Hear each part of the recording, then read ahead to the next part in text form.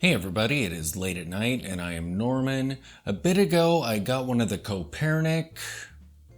Yeah, I'm still unsure about that pronunciation, but Kopernik Raketa watch. This fun little guy.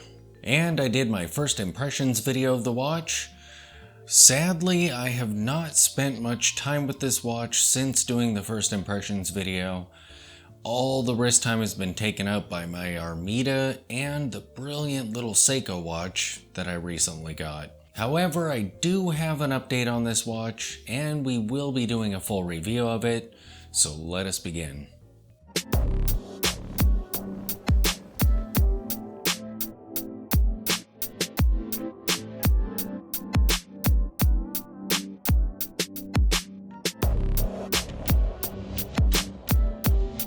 Alright, so here is the vintage Kopernik watch that I purchased on eBay for about $100.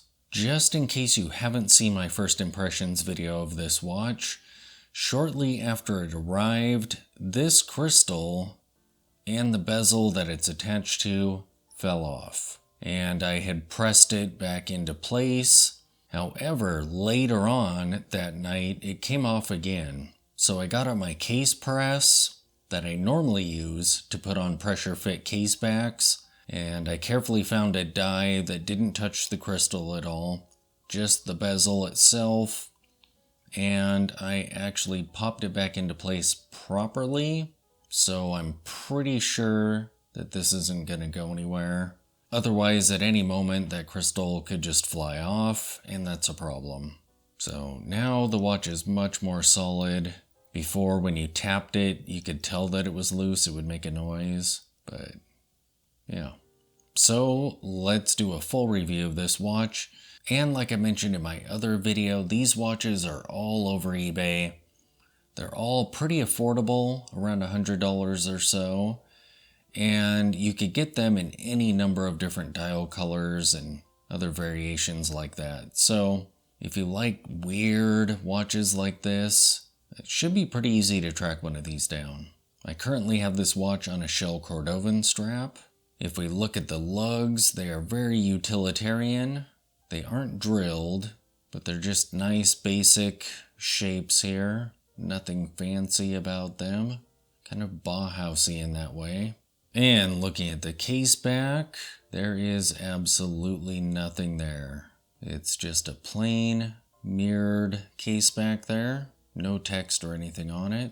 I did try removing this case back so that I can see what kind of movement is in here, see if it's a Franken watch. Besides just potentially redialing, I'm not sure. This dial does look like it's in pretty good shape. I think these watches, and if any of you out there are familiar with their history, feel free to let me know in the comments. I believe these are kind of like the Paliots that I own, where they're actually from the 80s, but I could be totally wrong there. But anyway, yeah, I tried removing this case back, but what's interesting is in this little notch here, where you would think you would put a thin case knife in there, there's no real lip inside there. It just looks very smooth. And so I tried a couple times using a plastic baggie to protect the case from any slips, but it never really got any grip. So I will have to do a little bit of research on how these are removed. Yeah, or maybe my case knife wasn't sharp enough, didn't have a thin enough blade on it to catch whatever lip might be in there, but we will see. I'll mess around with that and see if I can't get that off and determine what movement is in this watch. This case is really fun. As you can see, it's stepped multiple times. It's kind of a thicker watch because of all those steps, and I think to make enough room for the hands to have a decent amount of space between them, but it doesn't look too bad at all. Yeah, the steps are just crazy looking. The crown on this watch is fairly small. Let's see what it's like to operate this. It's not too terrible to grip. It's kind of on par with my Palyachts, so as it starts to get more full, it's tough to tell if the movement is fully wound up because the crown will just kind of slip a little bit. And then when you try again, you realize, nope, there's some more winds that can be done. So it is a tough crown to use. There, I think that is a full wind. And let's see what it's like to set the time. So we'll pop this crown out. All right. Yeah, there's a decent amount of resistance. Feels pretty good. Those hands look pretty hilarious when you're setting it. But all in all, yeah, feels great. Let me get these back around to 10 and 2.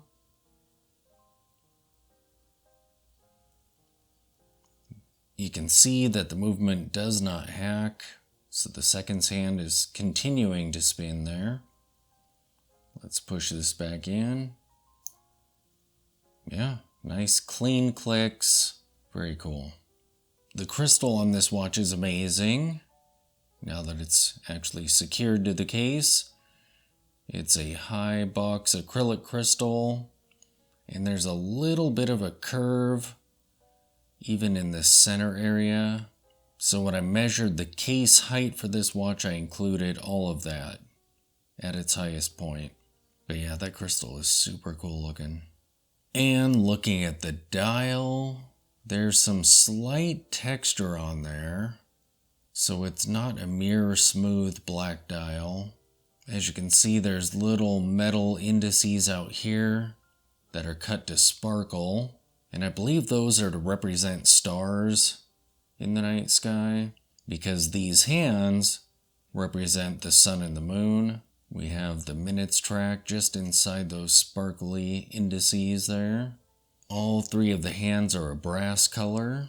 Yeah, these hands are super fun. It's reasonably easy to tell the time on this watch, even though it has round hands, but yeah, you can see there's notches there, so you know what they're actually pointing at. If I remember correctly, I think Projects watches has a round-handed watch that does not have any notches or anything to help. You just kind of estimate what the hands might be pointed at. I'll have to look that up and confirm that. I feel like that would be hilarious if that indeed is a watch. But yeah, when I encountered these watches, I had to go with the black dial variant. It just looks so great in the photos and whatnot. It looks really nice. The crystal does have some marks on it. I was working on it with Polywatch right after I got it, but a couple of the scrapes were a little bit too deep, so I have to finish buffing those out. But should be doable even with just Polywatch, so. As for the specifications on this watch, the case size is 35 millimeters, the lug to lug is 41 millimeters, the case height is 11 millimeters, the lug width is 18 millimeters, and the crystal is acrylic. Alright, so let me take off my great looking Citizen quartz watch, and we'll see what the Kopernik is like when it's on your wrist. And there's the Kopernik on my 7-inch wrist. And that really is a great looking watch. If you like unique fun pieces that aren't necessarily the easiest to read, but are really fun to wear, this may be a watch you might want to consider. That is super cool. Look at that case, it looks crazy. And the crystal, of course. It's a bit taller than, say, my Palyacht watches and other pieces like that, but definitely not unreasonable. More like a design choice with this watch, it seems, from what I can tell. And $100 isn't too bad for this watch. I feel like that's a reasonable price. And even if you're not going to wear it a ton. Yeah, it's affordable enough and would make an amazing showpiece on a shelf just because it's so unique. But yeah, very cool. I'm glad I got the crystal secured so that I can actually wear this watch now. I'm excited. So there you have it. Now that I have that crystal properly secured, I should feel better wearing this watch knowing that it's not just gonna fall apart on my wrist. So I'll give it some time and see what I think about this watch in the long run. Will this be a piece that I enjoy in the future? Or will it be just a super unique watch that I wanted to see in person and then it sits on a shelf? Well, we'll find out. Thanks for watching.